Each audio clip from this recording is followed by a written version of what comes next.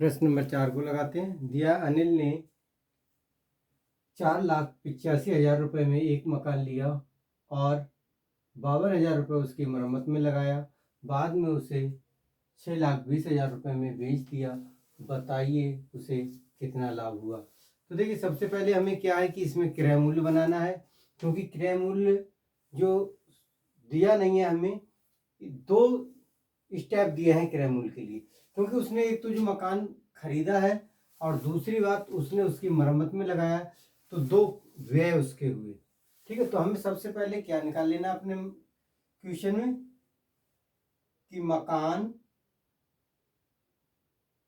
का क्रय मूल्य। अब क्रय मूल्य क्या होगा? जो मकान उसने लिया जितने रुपए का, और प्लस जो उसने उसमें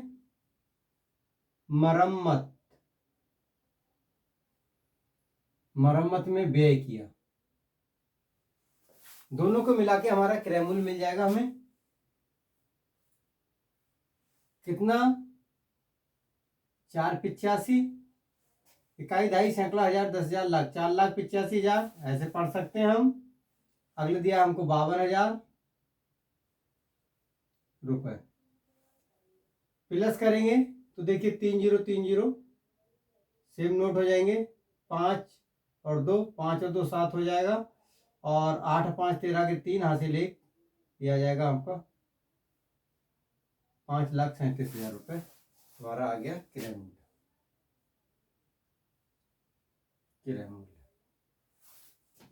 अब हमें विक्रय मूल्य दिया है, उसने बेचा कितने में? विक्रय मूल्य उसका है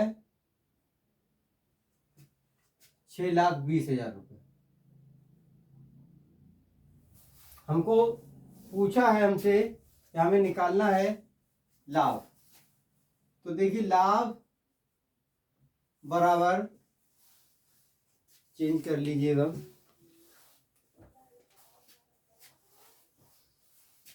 फार्मूला लिख लो, लाभ बराबर विक्रय मूल्य माइनस क्रय मूल्य। विक्रय मूल्य दिया है आपको 6,20, क्रय मूल्य आपका जो निकल के आया है वो है 5,37।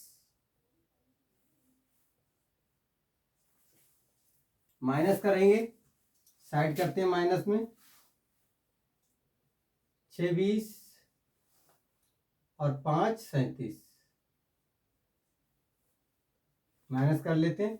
देखिए 0 0 0 3, एक बचेगा 11 8, आपका आ गया 83,000 रुपये लाभ। तो उसे जो मकान है उस मकान पर 83,000 रुपये का लाभ हुआ है। इसको हमारा ये रफ वर्क था, रफ कर देते हैं, नोट करेंगे।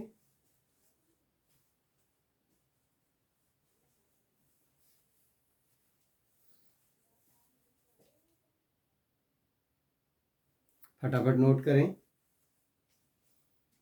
आगे बढ़े। चलो रेस करिए, आगे बढ़ते हैं।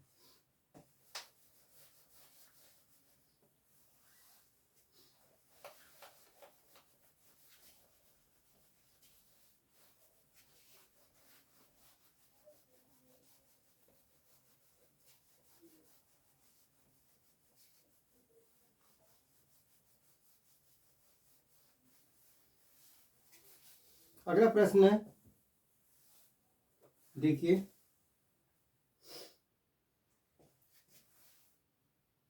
पांच। एक व्यापारी ने एक बैग एक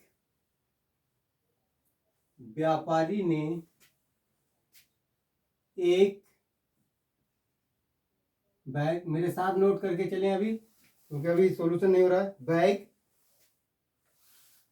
195 रुपये 50 पैसे में खरीदा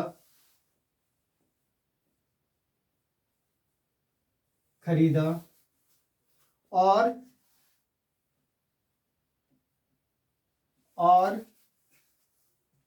22 रुपये 50, या हम ऐसे बोल सकते हैं 22.50 रुपये के लाभ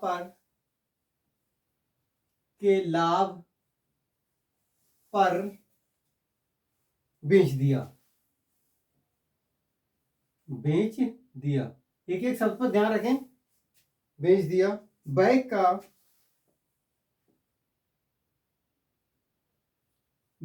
का विक्रय मूल्य ज्ञात कीजिए।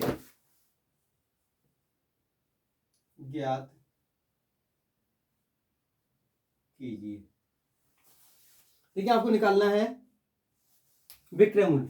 सिंपल क्वेश्चन है। एक व्यापारी ने एक बैग इतने रुपए में खरीदा,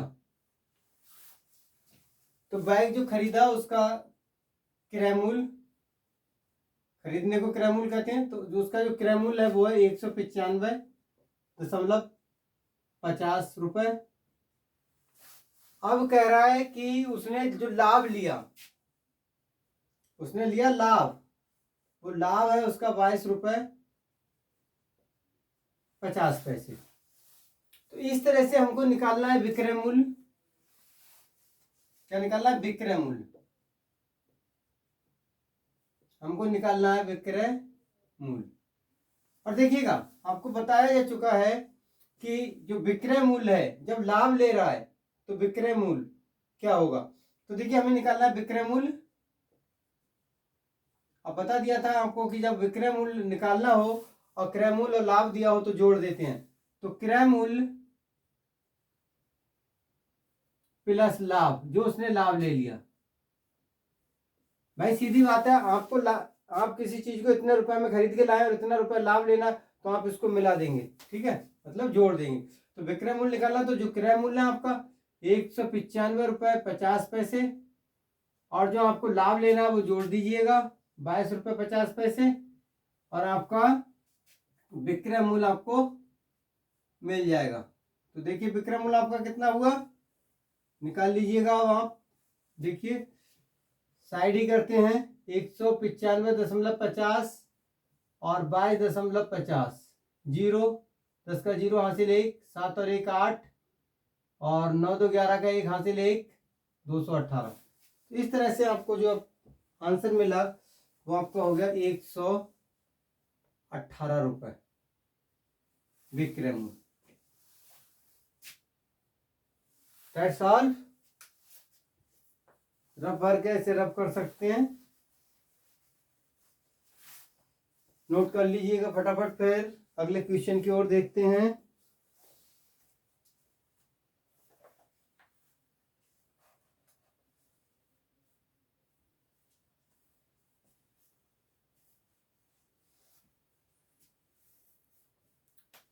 इतना ही रहने दें, चलो ठीक है, आपको नेक्स्ट फिर कराएंगे क्वेश्चन नंबर 6 और 8।